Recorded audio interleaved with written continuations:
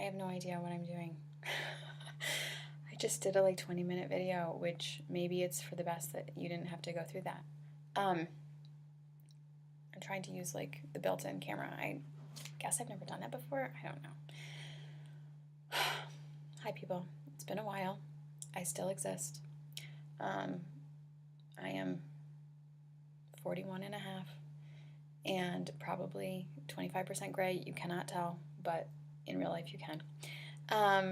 Let's see. My children are 11 and 15.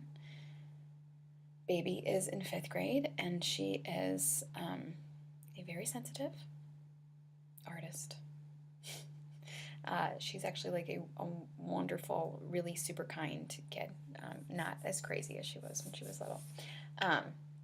She definitely has ADD, but not the age. And let's see, she is extremely, it was just her birthday. She is really gifted artistically and is entering the World Handwriting Championship. Her handwriting is crazy. She can, she's taken like several different like calligraphy classes, and her handwriting is bananas. She can copy any font she sees. She invents fonts like daily, and it's unbelievable. My handwriting is legible, you know, so it's an interesting thing for her to have gotten into. She's really into vintage stuff in general, and she likes to wear quirky vintage dresses and that style, and got a like old school pendant watch that she wears. So she's not the typical 5th grader in that regard, and it's pretty cute. And she goes to a really nice school that's like an alternative project-based oriented school that is great for her because it allows a lot more opportunity for her to be artistic, because they do a lot of projects, and obviously like that's her skill set. So her life is pretty drama-free. She currently hates life here because kids' life is so dramatic and it takes all of my energy, and everybody talks about it all the time, and she's sick of it, and pretty sure she will never date anybody ever because it's just not worth it. So that's a life lesson. She's constantly quoting Taylor Swift lyrics that Ruby should have listened to. That's Kid, I mean. So yeah, long story short, Kid is a sophomore in high school. Last year was great. She skipped 8th grade, and so she went into freshman year and did excellently. I mean, she had straight A's and had fun.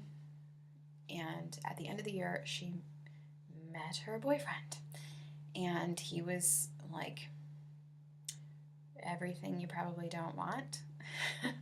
Like really good-looking, popular kid, and but a little bit bad and known for being a dick, basically. So, but an interesting kid. Like when you meet him, I didn't know that obviously when I met him, and he's like friendly and charming, and he's got younger sisters, and he's very playful and loved being around with everybody, and always really interactive and kind with Baby and stuff. But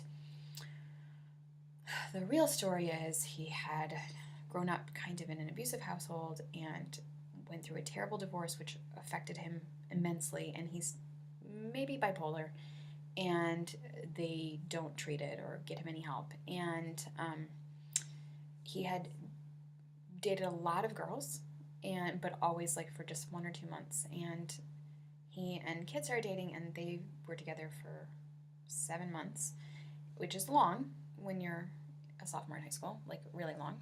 And because of like their status in school, you know, like everybody knew they were a couple, and like they went to homecoming and everyone came up to them, and it was like, you know, you're one of those it couples and everybody knows about it, which is, you know, good and bad, because the reality of what their relationship really was really toxic, and she couldn't tell anybody that, and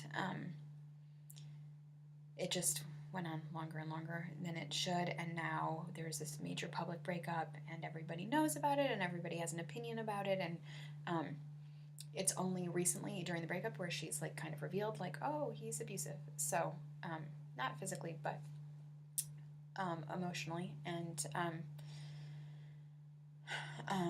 sometimes verbally, and he is caught in the patterns of his family, and in a very sad way, he is knows it and is sad, but he can't control it. So and then Ruby is kid caught in the abuse cycle, which is of course like bad, and then there's the makeup, which is so great, and then there's this like, you know, honeymoon period that's like perfection, and you want that so badly, and of course like a kid who's this extreme, no one's gonna love her like this kid. I mean, like, it's not real love, but you know what I mean, he's obsessed with her. But this is a kid who will ride his bike at 4:30 a.m. and knock on her window. I mean, like, he will break every rule. He will, like, his declarations of love are so huge. And when you're a 15-year-old girl and you have, I mean, I've really reflected on this. Media, in general, like, really supports that idea of this, like, extreme romantic obsessive love, like that from a guy, that's like the ideal thing a girl is looking for. When if a girl did that, people would be like, she's a psycho. You know what I mean? Like, stay away. She's obsessed and crazy. But because it's a guy, everyone's like, oh, that's so cute. Like, I had a boyfriend once who knocked on my window. And I have to say, like, even I kind of got sucked into it, where you're like, oh, no one ever did anything like that for me. You know, like, no one's ever done that. You know, but it was a huge red flag, and there have been so many red flags. And you know, part of this process, it's also sad just to see, like, I will say, like, anybody can get sucked into an abusive relationship because it's so manipulative of your emotions, and it is kind of a basic human need to be validated and believed. And so if someone is making crazy accusations of you, like, instead of just being someone who's like, what, and walking away, kid would be like, what, and like defend herself, and then that would keep it going, and then finally he'd finally believe her, and then they could, you know, and then he would feel and realize what he did and feel terrible and apologize, and then there would be this honeymoon period, and then there would be a trigger that made him do something else, and then the whole thing would go on. I mean, I will say she never once, I will give her, like, that girl is stable and patient, but like too much. You know, like, every other girl who's been with him has, you know, left within a month or two, and Ruby really stuck the course. And it's just a tragedy. It's just a tragedy. So things finally got so bad and like so egregious that they ended it a month ago. But then it's been, because it's really intense, and I was really glad I read an article, maybe in the New York Times or something, earlier in the relationship, about how important it is to validate how enmeshed teen relationships are, because of their online relationship is unlimited, you know, so that to validate that a loss of that kind of contact is like an enormous loss and grief. And I will say, because they started dating in the summer, I didn't really put a lot of limits on their texting or whatever. And that becomes a habit, and that becomes like, you know, it's like your other arm is talking to this guy all day long, even though that is literally what made it toxic. And we figured that out pretty shortly into it and try to put limits, but it's also an addiction. So it's like, it's been horrible. I'm not gonna lie. So they finally broke up, but then there's been like a lot of back and forth. And I also went into that knowing that, like, what teen breakup do you know where they didn't get back together and then break up again? And, you know, and, or even myself when I was older, and I said, I'm like, that's normal. So I don't want you to lie or pretend that's not what's happening, because I need to be able to be aware of what's happening. Like, it is normal to need to kind of go back in to be like, was this really as bad as I think? Because it's so easy when you're mourning to like romanticize everything. And so they kind of did that last weekend, and she was like, yeah, this isn't for me. And every time they like we'll have contact, it'll blow up again. You know, like she'll try to leave it on good terms and then he can't because he's obsessed with her. So then he'll do something that he knows will make her mad so that she'll contact him and then they'll, you know, it's just horrible. So that's what we've been dealing with for, at this point, it's been like 8 months. It's been a month of breakup and, you know, for the love. She got a job working at a pizza place. As soon as she broke up with him, which was like perfect timing because a whole bunch of guys work there. And she's not on her phone and it keeps her weekends busy, you know, because like obviously this was a really enmeshed relationship and now you don't have a social life. So that has been great. And hopefully, you know, I don't know, guys, I really don't. It's the first time she's going to go through this. And I'm not kidding. He's a real piece of work. So I keep telling you that. I'm like, this is not normal. I never had a relationship with someone who treated me this way. And I never had a breakup like this. Like, it isn't normal for someone to treat you this way or do or say these things. Like, you will probably never have to go through something this bad again. And if anything, like, now you know, like, what things are, you know, red flags, like I said, and try to limit certain things sooner. And also, I mean, you just can't know if your kids are going to get that intense. Yeah, I don't know what to tell you.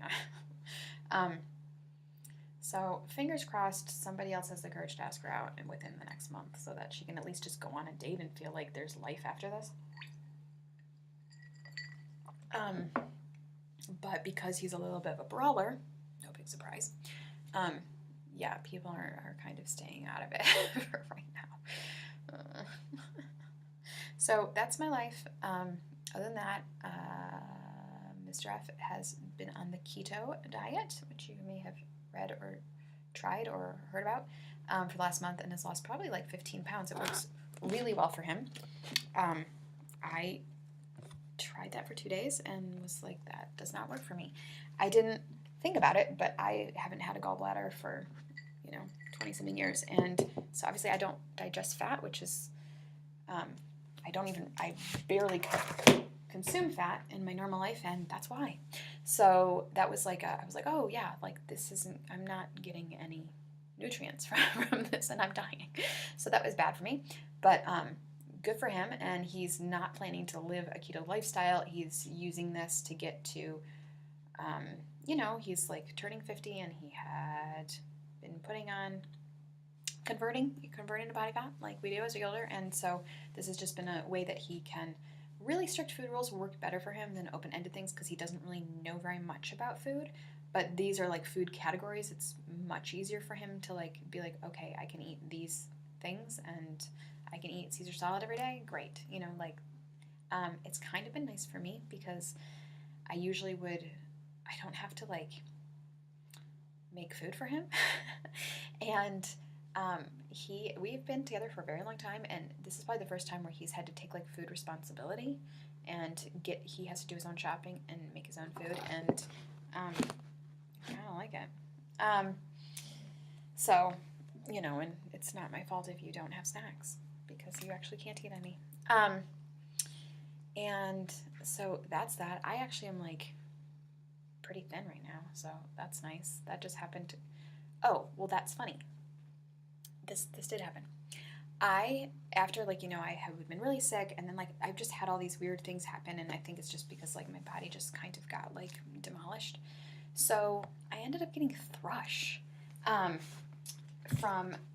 now have like adult asthma, and I had to take oral steroids, and I had to take like too many rounds, and then I got thrush, which you can get, and for a long time, and like maybe even candida, guys, honestly.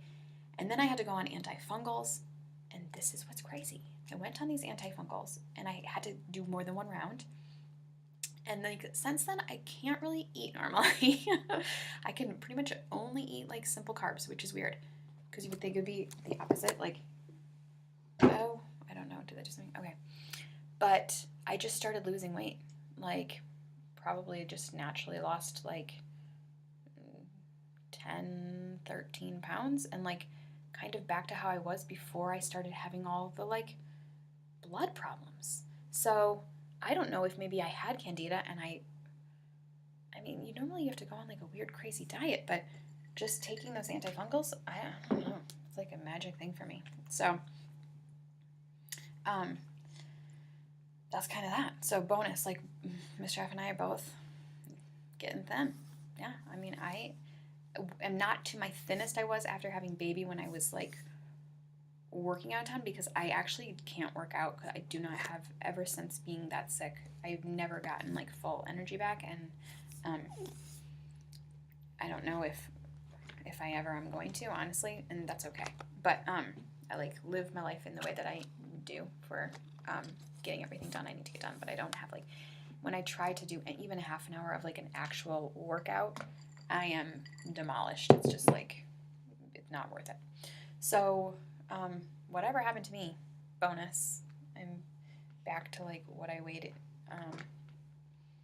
in high school, and even less than when I got married. So works for me.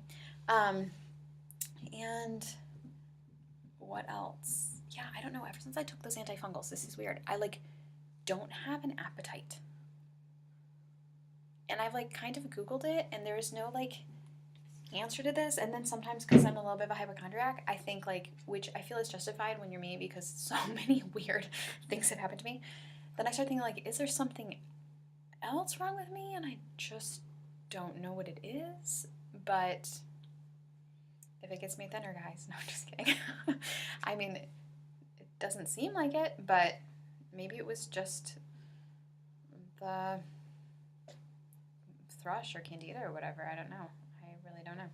So basically, this is so weird. I like only like to eat instant oatmeal now. And I'm not kidding. Like, I might only eat instant oatmeal. Like, this sounds so bizarre, but I just can't. It's like I'm permanently in the state of you just got over the flu. And so like I can only eat like simple things. Like I could have like, I can eat like an English muffin or some instant oatmeal. I mean, if I try to eat like, I know you would think I would die. This has been for a little bit. Like if I try to eat meat or even vegetables, like I will get sick. So probably I am dying. There's probably something wrong with me. But, you know, my vitals are great. Maybe I have some kind of a parasite or some kind of infection. I don't know. I'll look into it if it never gets better.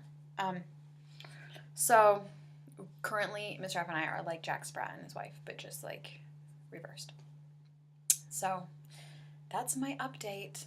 My other update, because I just see it out of the corner of my eye, is also that I spend 20 minutes every day doing kids' hair for school.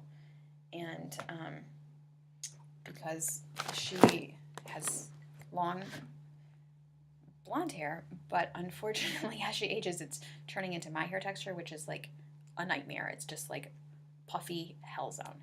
So which is why I don't have any. And that won't work for her. So I have to straighten her hair and then like curl it or something, or straighten it and put it in something else. Like you can't just leave it the puff. But this is the best thing. I'm sure there are better ones, but why this one works. It's just Suave dry shampoo. People have always been talking about dry shampoo. I never needed it. She has oilier hair than I do. I never really knew what the deal was. But my God, guys, this really works. Now, we don't, because she's a teenager and she has oily hair production. We can't like do this and get a hairstyle to go the next day. No. That girl needs to shower every day. But sometimes by the end of the day, we still need to do a little dry shampoo if she's like if she has to go longer than 24 hours, if she's, things haven't timed out right, which happens in our life. So I'm just going to give a shout out. Dry shampoo is a savior if you have oily hair, and if you for some reason are like me and had not thought of it or tried it, give it a try. That's it. Those are my updates. Let's see if this works.